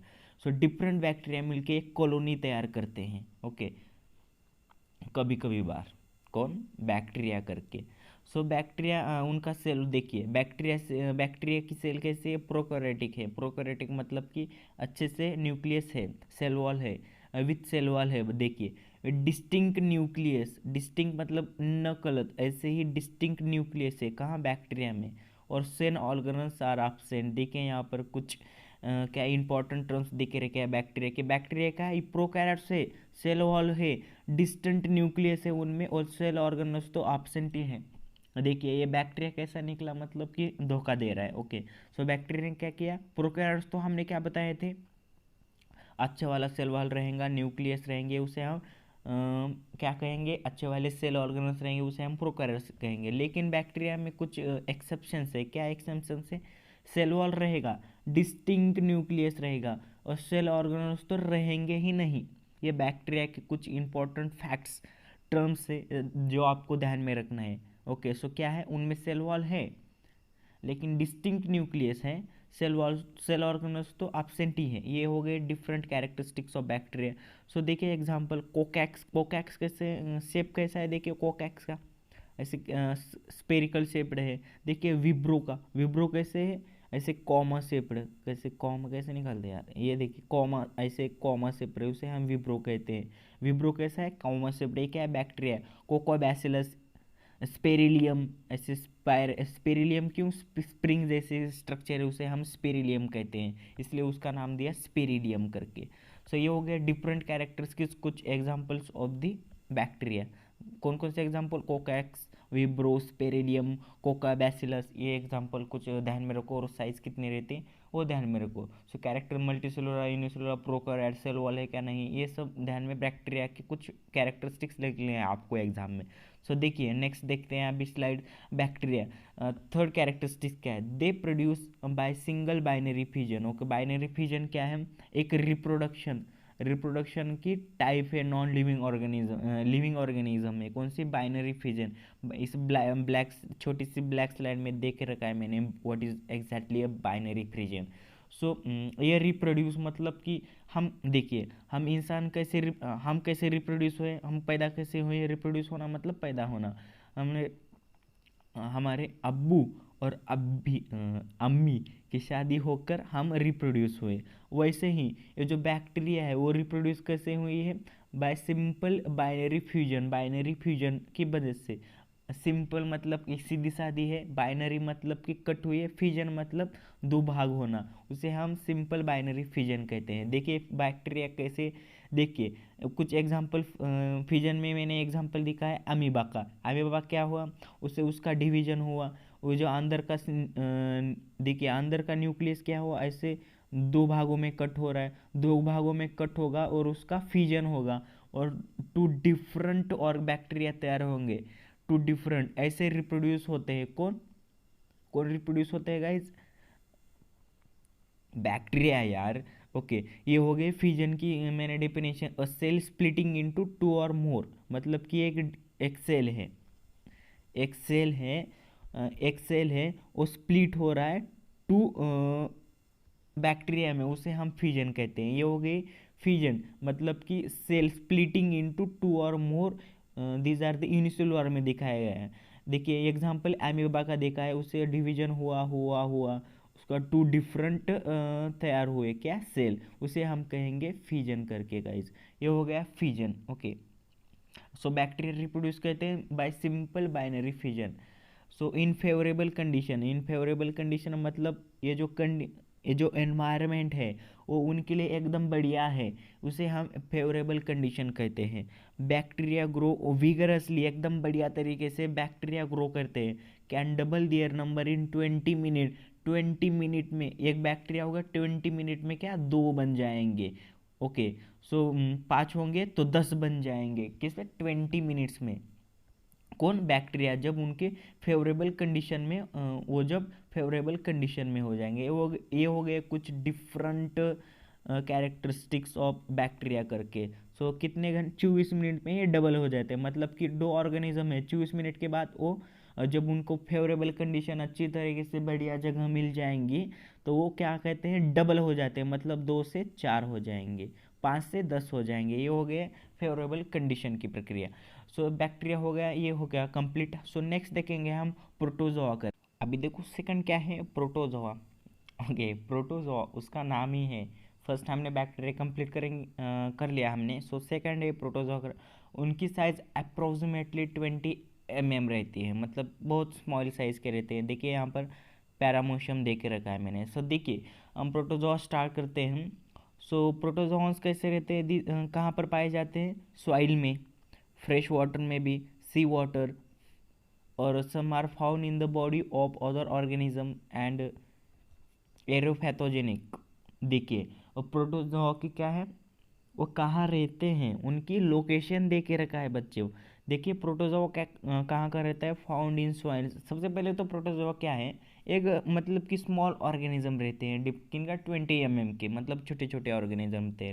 वो कहाँ पर पाए जाते हैं? स्मॉल डर्टी प्लेसेस के जगह पर, मोस्टली डर्टी प्लेसेस के जगह पर, जहाँ जहाँ सॉइल रहेगी, जहाँ पर मतलब कि वाटर का कंटेंट जहाँ जहाँ रहता है वहाँ वहाँ प्रोटोजोआस रहते ही रहते हैं। देखिए फ्रेश वाटर में भी रह सकते हैं, सी वाटर में भी रहते हैं मोस्टली। मतलब कि सम ऑर्गेनिज्म प्रोटोजोआ ऐसे रहते हैं जो कि हमारे बॉडी में रहते हैं। ओके, और सम कहाँ रहते हैं? एरोपैथोजेनिक पर रहते हैं। एरोपैथोजेनिक मतलब कि जो पैथोजेंस क्रिएट करते हैं उसके ऊपर प्रोटोजोन्स रहते हैं, जिसे हम एरोपैथोजेनिक कहते हैं। वो होगी location of the protozoa. So unicellular है क्या नहीं, यूकैरियोट्स है क्या नहीं, क्या वो देखे रखा है सेकंड लाइन में। So these are the unicellular, मतलब कि सिंगल सेल से बने हुए ऑर्गेनिज्म है। कौन? प्रोटोजोआ करके। और वो यूकैरियोटिक सेल, मतलब कि वेल नोन न्यूक्लियस है भाई। ओके, वो यूकैरियोटिक सेल है उनका। There is a great variation in cell structure, organs of locomotion, mode of nutrition among protozoas. So protozoa में there is a great variation, मतलब कि एक different variation, मतलब खूब वेरिएशन है किसमें? प्रोटोजोआ में, उनके सेल स्ट्रक्चर में, उनके ऑर्गन्स ऑफ लोकोमेशन, मतलब कि उनके लोकोमेशन के ऑर्गन्स कैसे हैं, मतलब मोड ऑफ न्यूट्रिशन में भी, मतलब कुछ प्रोटोजोआ कैसे हैं सेल स्ट्रक्चर में, डिफरेंट सेल स्ट्रक्चर है उनका, मतलब कि कुछ सर्कुलर है, कुछ कॉमा शेप्ड विब्रो जैसे हैं, कुछ कैसे रॉड लाइक स्ट्रक्चर है, कुछ थ्रेड लाइक स्ट्रक्चर है, वो डिफरेंट सेल स्ट्रक्चर हो गए। सो ऑर्गन्स ऑफ लोकेशन, लोकोमोशन के लिए डिफरेंट ऑर्गन्स है, कुछ में फंगा है, कुछ में फ्लैजिला है, कुछ डिफरेंट ऑर्गन्स है। मोड ऑफ न्यूट्रिशन भी उनका डिफरेंट, वेरिएशन मतलब डिफरेंस आते हैं, डिफरेंट डिफरेंट रहते हैं मोड ऑफ न्यूट्रिशन। कुछ एटोट्रॉप्स रहेंगे प्रोटोजोआ, कुछ हेटरोट्रॉप्स रहेंगे कुछ प्रोटोजोआ। ये हो गए डिफरेंट वेरिएशन रहते हैं प्रोटोजोआस में। किन किन में? उनका लोकोमेशन में ऑर्गन्स कैसा है उनमें, और मोड ऑफ न्यूट्रिशन में। ओके, सो ऑर्गन्स लोकोमोशन में वेरिएशन रहते हैं। ये हो गए 3 इंपॉर्टेंट कैरेक्टरिस्टिक्स। सो नेक्स्ट है दिस ऑर्गेनिज्म रिप्रोड्यूस मतलब पैदा होना। कैसे पैदा होता है? सिंपल सेल डिवीजन, मतलब कि एक प्रोटोजोआ है, उनका सिंपल डिवीजन होकर 2 प्रोटोजोआ होते हैं, 2 से 4। ऐसे सिंपल डिवीजन की मार्फत से ये जो रिप्रोडक्शन कहते हैं कौन, प्रोटोजोआ करके सिंपल डिवीजन होती है। सो नेक्स्ट है उनके एग्जाम्पल दें अमीबा। सो देखिए अमीबा कैसे रिप्रोड्यूस होंगे, सिंपल डिवीजन से, ऐसे डिवीजन हो जाएंगे, 2 अमीबा तैयार हो जाएंगी। ओके, सो देखिए हम एग्जाम्पल देके रखा है यहाँ पर। अमीबा होगा पैरामोशियम, ये देखिए चप्पल से आकार से पैरामोशियम। ये जो अमीबा और पैरामोशियम है free living in dirty water, मतलब कि डर्टी वाटर की जगह कौन कौन, अमीबा और पैरामोशियम। अमीबा पता है आपको, अमीबा ऐसे वॉल के ऊपर ग्रीन कलर के कुछ रहते हैं, उसे हम अमीबा कहते हैं। और पैरामोशियम कहाँ पर रहता है, फ्री लिविंग है, मतलब कि कहाँ पर भी जा सकते हैं, डर्टी वाटर में रहते हैं। अब नेक्स्ट एग्जांपल है एंटोमीबिया हिस्टोलिटिका। ये जो क्या है अमेबोसिस करने वाले जो प्रोटोजोआ कौन है, एंटोमिया हिस्टोलिका करके। और प्लाज्मोडियम वाइवेक्स, प्लाज्मोडियम वाइवेक्स बहुत खतरनाक प्रोटोजोआ है, ये मलेरिया को कॉज करता है, मलेरिया हो सकता है। ओके, यूग्लूना, यूग्लूना ये डर्टी जगह पर रहता है कौन, प्लाज्मोडियम वाइवेक्स। यूग्लूना हो गए एटोट्रॉपिक हो गए।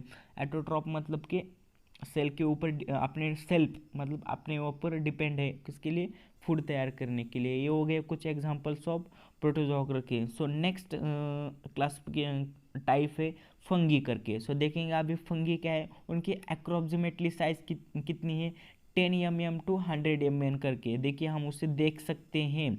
सो देखिए मशरूम क्या है, एक फंगी है, डिफरेंट फंगी है।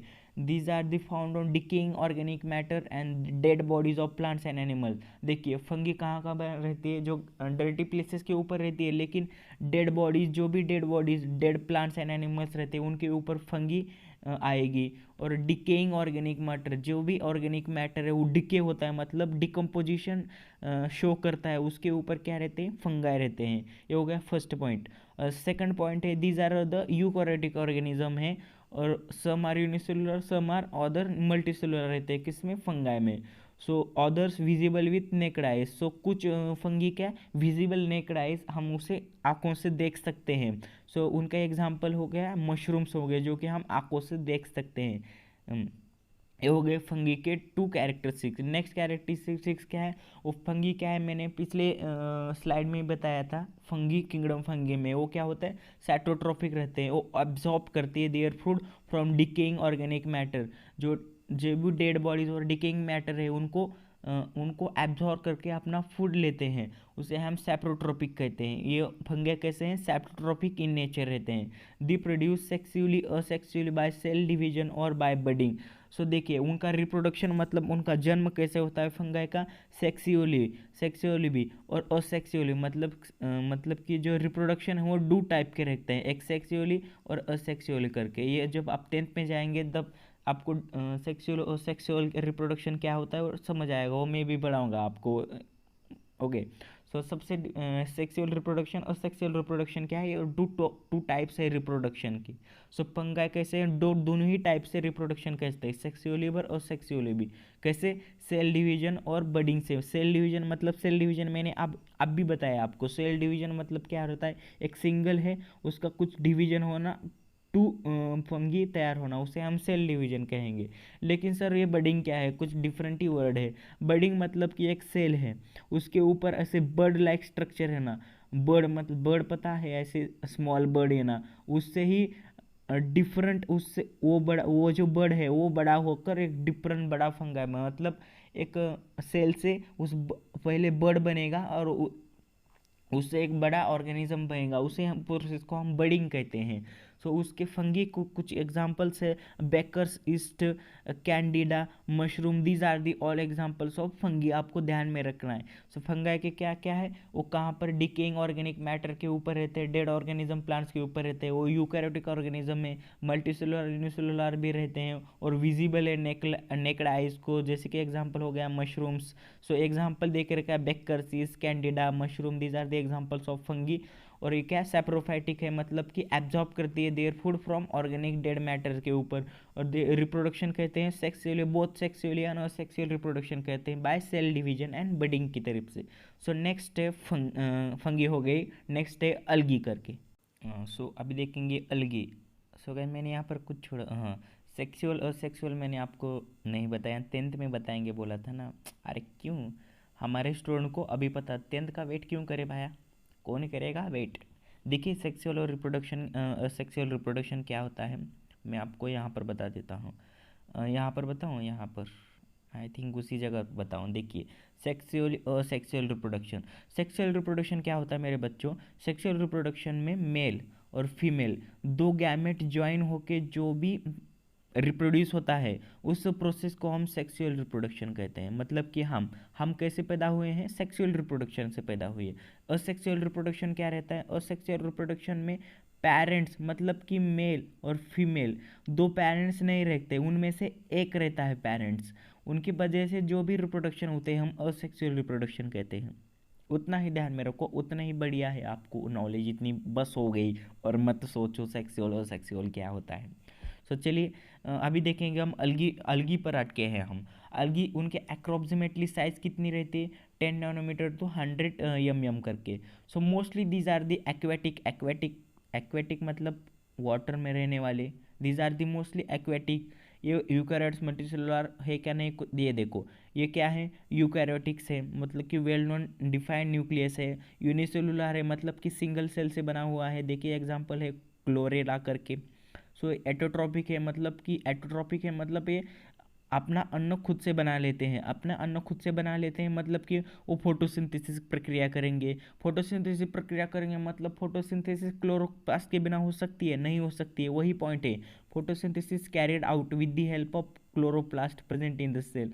मतलब कि ये जो ऑर्गेनिज्म है एटोट्रॉपिक है। एटोट्रॉपिक मतलब ये जो फोटोसिंथेसिस की प्रक्रिया से अपना अन्न खुद से बना लेंगे, किसकी मदद से, क्लोरोप्लास्ट रहता है उनमें सेल वॉल में, सेल में, उनकी मदद से फोटोसिंथेसिस प्रक्रिया होती है। फोटोसिंथेसिस मतलब it is the process in which the photos are synthesized, मतलब कि जो फोटो मतलब लाइट, जो भी लाइट आती है उसे सिंथेसाइज करके फूड एंड वाटर में कन्वर्ट कर देते हैं, कौन, प्लांट्स, किसकी मदद से, क्लोरोप्लास्ट की मदद से। उस प्रोसेस को हम फोटोसिंथेसिस कहते हैं। और कुछ इसके एग्जाम्पल हो गए chlorophyll, chlamydomonas, these are the examples of क्या, अलगी करके।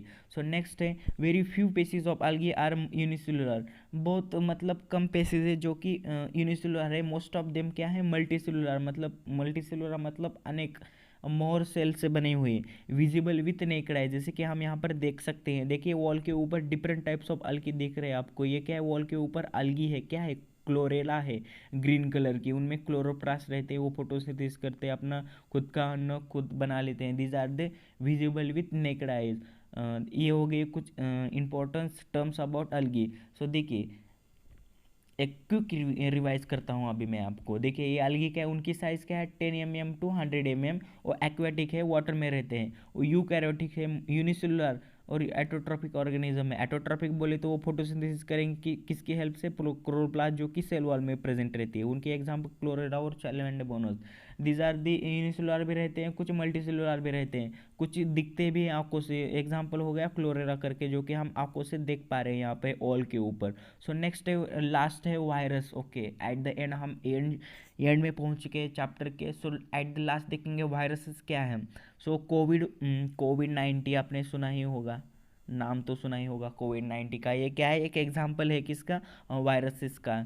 सो देखिए कोविड 19 कैसे रिप्लिकेशन कहता है हमारे, कोविड 19 कैसे बढ़ रहा है, ये भी वायरस में इस चैप्टर में मैं बताऊंगा आपको इस पॉइंट्स में। सो चलिए देखते हैं वायरसेस की साइज़ कितनी है, 10 नैनोमीटर टू 100 नैनोमीटर करके। So generally viruses are not consider are the living organism, और they said be organism at the edge of living and non living, they are studied under microbiology. देखिए ये जो viruses है, viruses उसे हम non living organism नहीं कहते। मतलब कि ये अरे लिविंग ऑर्गेनिज्म क्यों नहीं कहते, क्योंकि देखिए लिविंग ऑर्गेनिज्म उसे एक दिन मरना ही मरना है, लेकिन वायरसेस मरते ही नहीं, जिंदा ही रहते हैं, उसे हम लिविंग ऑर्गेनिज्म कैसे कहें। सो इसलिए उसे और वायरसेस को क्या कहते हैं, these are the organism at the edge of living and non living. मतलब कि ये पूरी से लिविंग भी नहीं है, नॉन लिविंग नहीं है, उसके अंदर है। मतलब ये वायरसेस कभी मरेंगे ही नहीं, मतलब कि अमर है, मरते ही नहीं वायरसेस। ये हो गए वायरसेस के कुछ टर्म्स, मतलब इंपॉर्टेंट फैक्ट्स। मतलब कि ये नॉन लिविंग नहीं है, वो कभी मरते ही नहीं है। वायरसेस को स्टडी माइक्रोबायोलॉजी के अंदर स्टडी करते हैं। देखिए वायरसेस के इंपॉर्टेंट टर्म्स देखिए, वायरसेस क्या है, एक्सट्रीमली माइन्यूट, मतलब बहुत छोटे छोटे आकार के रहते हैं। They are the 10 to 100 times smaller than the bacteria. Bacteria से भी स्मॉलर रहते हैं, जो कि हमारे आंखों को दिखते ही नहीं, इतने स्मॉल रहते हैं। कौन? Viruses. Can see only with the help of electron microscope. Electron microscope क्या है? ये माइक्रोस्कोप का एक टाइप है। माइक्रोस्कोप के 3 टाइप्स रहते हैं, simple microscope, second compound microscope, third electron microscope. ये हो गया इमेज इलेक्ट्रॉन माइक्रोस्कोपी। वायरसेस हम किस माइक्रोस्कोप से देख पाते हैं? Electron microscope. इलेक्ट्रॉन बहुत एडवांस्ड माइक्रोस्कोप है। ओके, सो ये हो गए कैरेक्टरिस्टिक्स ऑफ वायरसेस। वो कैसे माइन्यूट है और उसे हम सिर्फ इलेक्ट्रॉन माइक्रोस्कोप के द्वारा ही देख सकते हैं। देखिए next point, virus these are the found in the form of independent particles. Okay, independent, दूसरे के ऊपर डिपेंड रहते हैं। देखिए कोविड-19 हमारे ऊपर डिपेंड रहता है, हमारा ही सब कुछ खाता है, हमारे ऊपर ही डिपेंड है, हमारा ही खाता है और हमको ही तकलीफ दे देता है। ये हो गए वायरस की ये कैरेक्टरिस्टिक्स है। Virus is a non molecules of DNA, long molecules of DNA. Virus क्या है? ऐसे डीएनए स्ट्रक्चर जैसा है। क्या? डीएनए, डीएनए का फुल फॉर्म ध्यान में रखो आपको, मेरे स्टूडेंट है, डीएनए का फुल फॉर्म मतलब एकदम बवाल के, हमारे क्लास के स्टूडेंट है, आप आपको एकदम हर चीज़ अपने टिप्स, फिंगर टिप्स पे रहना चाहिए, क्योंकि स्कूल में बवाल कौन मचाएगा? एसएसएंस की नगरी, एसएसएंस की आर्मी ही बवाल मचाएंगी स्कूल में, कौन सा भी स्कूल रहना। देखिए डीएनए क्या रहता है, वायरस क्या है? लॉन्ग मॉलिक्यूल ऑफ डीएनए रहता है, मतलब ऐसे डीएनए का स्ट्रक्चर, ऐसे लॉन्ग मॉलिक्यूल ऑफ डीएनए रहता है। क्या? वायरस, जैसे कि कोविड-19 है। डीएनए, डीएनए का फुल फॉर्म आपको आपके टीचर आपको क्या बोलेंगे? डीएनए का लॉन्ग फॉर्म क्या है बताइए? ओके, सो क्या बोलेंगे आप? Deoxyribo nucleic acid. So DNA का लॉन्ग फॉर्म आपके मन में, आपके तन में बैठा दो, क्या है उसका long form? Deoxyribo nucleic acid. मतलब डीएनए के ऊपर डीऑक्सीराइबो और न्यूक्लिक एसिड रहता है, इसलिए उसे हम डीऑक्सीराइबो न्यूक्लिक एसिड कहते हैं। और आरएनए का भी लॉन्ग फॉर्म ध्यान में रखो यार, राइबोज न्यूक्लिक एसिड रहता है, कवर्ड बाय प्रोटीन कोआ। सो इसमें क्या रखा है? ये जो हमारा वायरस है वो एक क्या है? ऐसे डीएनए जैसे मॉलिक्यूल जैसा है, डीएनए जैसे मॉलिक्यूल है और लॉन्ग स्ट्रेट लाइक स्ट्रक्चर रहती है, जिसके ऊपर क्या है? डीएनए और आरएनए का मॉलिक्यूल रहता है। कौन? वायरस करके, यही बताया इस लाइन में और कुछ भी नहीं। और डीएनए का देखिए लॉन्ग फॉर्म क्या है? डीऑक्सीराइबोस न्यूक्लिक एसिड, और आरएनए का राइबो न्यूक्लिक एसिड, और उनका जो प्रोटीन है कौन है? कोआ करके। वो जो वायरस है वो प्रोटीन कवर्ड रहता है कोआ करके। सो ये हो गया इंफॉर्मेशन अबाउट वायरस। और थर्ड इंफॉर्मेशन क्या है? Viruses survive only in living plants और animal and produce their own proteins with the help of host cells and create their numerous replica. मतलब कि वायरसेस किसके ऊपर डिपेंड है? हमारे प्लांट्स और एनिमल्स के ऊपर डिपेंड है, हमारे ऊपर डिपेंड है किसके लिए? वो जो हमारे रिप्लिका, मतलब न्यूमरस रिप्लिका तैयार करने के लिए। रिप्लिका मतलब जो उनका कॉलोनीज़ है वो बढ़ाने के लिए किसके ऊपर डिपेंड रहते हैं? हमारे ऊपर रहते हैं, प्लांट्स और एनिमल्स के ऊपर। वो क्या करते हैं? होस्ट सेल, मतलब कि कुछ ऑर्गेनिज्म है वो दूसरे के ऊपर डिपेंड है, उस ऑर्गेनिज्म को हम होस्ट सेल कहते हैं। Create their numerous replica, create कर देते हैं। रिप्लिका मतलब एक वायरस है और डिफरेंट टाइप्स के और वायरसेस क्रिएट कर दे, उसे हम रिप्लिका कहते हैं। ये क्या बताया? जो वायरसेस है वो किस कर सर्वाइव करते हैं, किस पर जिंदा रहते हैं? हमारे ऊपर डिपेंड रहते हैं। They can destroy the host cell and become free, host cell को डिस्ट्रॉय कर देते हैं। लेकिन कोविड-19 कैसा? कोविड-19 देखिए वायरस क्या है? कोविड-19 ये हमारे ऊपर, होस्ट सेल के ऊपर, हमारे ही ऊपर है, हमको ही डैमेज करता है, हमको ही डिफरेंट टाइप्स के डिसीजेस हमें हमें ही डिस्ट्रॉय करता है। ये हो गया क्या है? Characteristics of virus. These are the free virus against new cell. ये क्या है? वायरस एकदम फ्री है, जहाँ जाए हवा के मार्फत भी फंस सकता है, वाटर के मार्फत भी ये इधर से उधर जा सकता है। ये हो गए वायरसेस के कुछ इंपॉर्टेंट टर्म्स। सो नेक्स्ट हैं वायरसेस में cause diseases to plants and animal. Virus जैसे कि कोविड-19 की वजह से, सर कितना एग्जांपल होगी कोविड-19 का? अरे ये वही चल रहा है ट्रेंड में।